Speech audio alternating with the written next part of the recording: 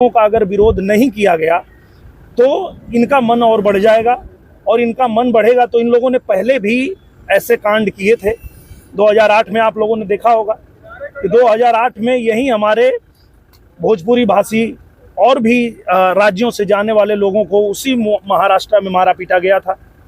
अब ये फिर वही करने की कोशिश ये लोग कर रहे हैं। तो ऐसे में आजमगढ़ से, गाजीपुर से, बलिया से, देवरिया से, गोरखपुर से, चाहे बिहार से, चाहे राजस्थान से, चाहे दिल्ली से या किसी भी प्रदेश से कोई बच्चा अपने परिवार को छोड़ के अपनी रोजी रोटी कमाने गया है और उसको अगर भाषा के नाम पे और राज्य के नाम पे ये लोग प्रताड़ित करेंगे तो इनका पुरजोर विरोध होना चाहिए। मैं तो कर रहा हूं और मैं चाहता हूं कि पूरा देश इनका विरोध करे। अच्छा दिनेश जी, जिस तरीके से आपने बयान दिया कि हम डरेंगे नहीं, हम मुंबई में रहेंगे, लेकिन शिवसेना वाले आपका पता खोज रहे हैं। बिल्कुल, मेरा पता सबको मालूम है। आप महाराष्ट्र में जाएंगे और किसी रिक्शे पे बैठ जाएंगे और कहेंगे कि निरहुआ के घरे ले चल, पहुंचा दी, तो ऐसी बात नहीं है। उनको पता नहीं मालूम है? पता उनको अच्छे से मालूम है, सबको मालूम है। और सबसे बड़ी बात यह है कि मैं अगर उन गरीबों की आवाज उठा रहा हूं तो इनको समझ में अब आया है कि भाई उनके साथ कोई खड़ा है जी। पूरे देश को ये पता है कि वो ऐसे ही नहीं है, उनके साथ हम भी वहाँ खड़े हैं। हमारी भारतीय जनता पार्टी की एनडीए गठबंधन की वहाँ सरकार है, और वो दिन अलग था जब कांग्रेस की सरकार थी और हमारे लोगों को मारा पीटा गया था।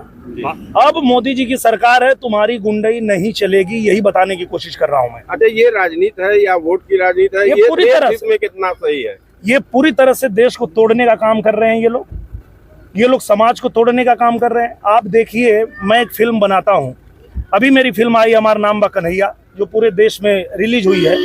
उसमें काम करने वाला अलग अलग भाषा के लोग हैं, वो भोजपुरी बोलने वाले भी हैं, मराठी बोलने वाले भी हैं। आप ही के आजमगढ़ में शूटिंग हुई थी, बैंक मैनेजर का जो रोल करी है लड़की, वो मराठी लड़की है, मराठी बोलती है। उससे यहाँ कोई बोलता है कि तुम भोजपुरी बोलो? नहीं, हम तो भाईचारा वाले लोग हैं, हम आपके साथ मिल के काम करते हैं। किसी मराठी को अगर कोई दिक्कत है तो हम सहायता करते हैं, हम अपने साथ मिलजुल के उनके साथ काम करते हैं। पर इस तरह की गंदी राजनीति जो लोग कर रहे हैं उनको रोकना जरूरी है। अगर इनको नहीं रोका गया तो ये भाषा के नाम पे, राज्य के नाम पे इस देश को कमजोर करना चाहते हैं। सर, जैसे रोक लगनी ही चाहिए। विपक्ष कहता है कि संविधान चलता है भारत में, संविधान के हिसाब से भोजपुरी भाषा को दबाया जा रहा है, क्या कहेंगे?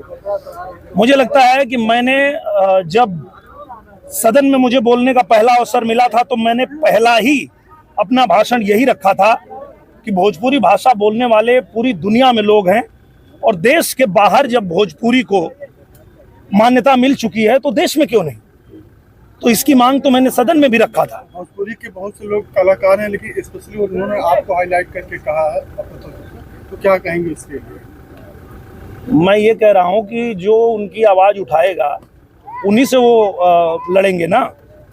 तो भाई, ये देश संविधान से चलेगा कि गुंडागर्दी से चलेगा? कानून व्यवस्था से ये देश चलेगा कि गुंडागर्दी से चलेगा? अपने भोजपुरी समाज के लिए क्या कहेंगे? मैं भोजपुरी समाज को सिर्फ एक ही बात कह रहा हूँ कि आप लोग एकजुट रहिए। अगर आपको ये लोग जाति के नाम पे बांट दिए, अगर ये लोग आपको राज्य के नाम पे बांट दिए तो आप कमजोर हो जाएंगे।